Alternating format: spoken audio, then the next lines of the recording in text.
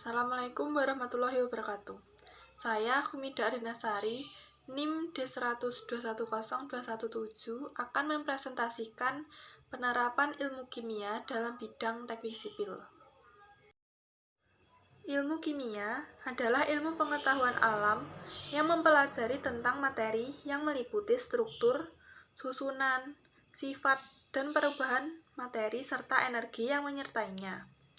Perubahan materi tersebut dapat juga menimbulkan dampak negatif terhadap manusia dan lingkungannya.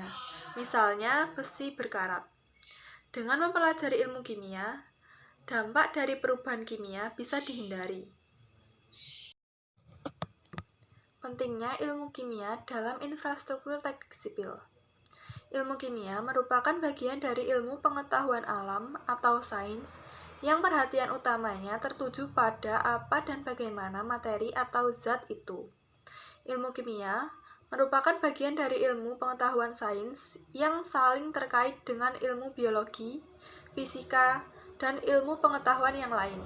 Misalnya, keterkaitan dengan ilmu biologi dapat dicontohkan dengan bagaimana suatu makanan yang masuk ke dalam tubuh dapat diubah menghasilkan energi, serta bagaimana obat bekerja menyembuhkan penyakit. Keterkaitan dengan ilmu fisika, bagaimana baterai dapat menghasilkan listrik, apa saja penyusun bumi, bintang, planet lain, bulan, merupakan keterkaitan ilmu kimia dengan ilmu geografi. Selain berkaitan dengan ilmu biologi dan fisika, ilmu kimia juga bermanfaat bagi pengembangan ilmu lain, seperti menguji kualitas bahan produk industri, pengolahan limbah, serta mengetahui waktu kadaluarsa produk, dan lain-lain. Manfaat ilmu kimia dalam teknik sipil. Yang pertama yaitu pembuatan PVC polinil klorida, biasa disingkat PVC, adalah polimer termoplastik urutan ketiga dalam hal jumlah pemakaian di dunia, setelah polietilena dan polipropilena. Di seluruh dunia, lebih dari 50% PVC yang diproduksi dipakai dalam konstruksi. Sebagai bahan bangunan, PVC relatif murah, tahan lama, dan mudah dirangkai. PVC bisa dibuat lebih elastis dan fleksibel dengan penambahan plasticizer, umumnya ftalat. PVC yang fleksibel umumnya dipakai sebagai bahan pakaian, perpipaan, atap, dan insulasi kabel listrik. PVC diproduksi dengan cara polimerisasi monomer vinil klorida CH2 sama dengan CHCl. Karena 57% massa adalah klor, PVC adalah polimer yang menggunakan bahan baku minyak bumi terendah di antara polimer lainnya.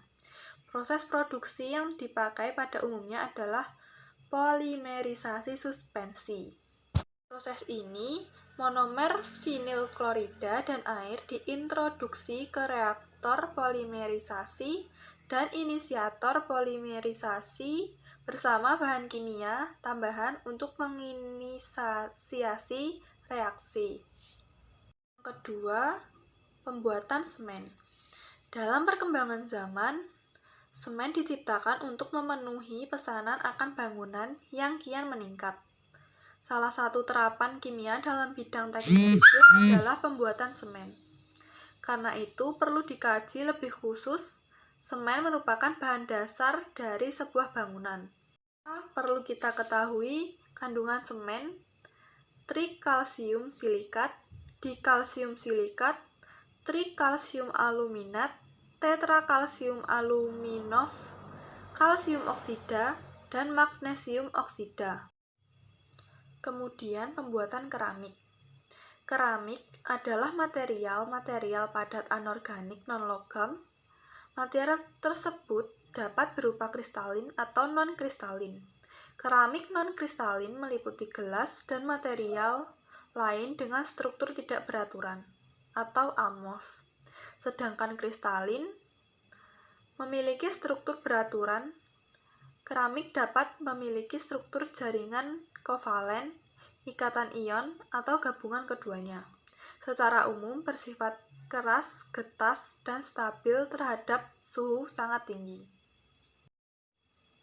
Melihat begitu banyaknya kaitan antara ilmu kimia dan bidang-bidang kehidupan manusia, maka sangatlah jelas bahwa manfaat ilmu kimia memegang peranan penting dalam kehidupan manusia.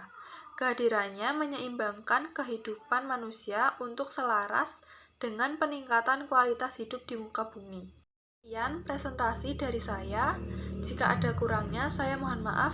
Wassalamualaikum warahmatullahi wabarakatuh.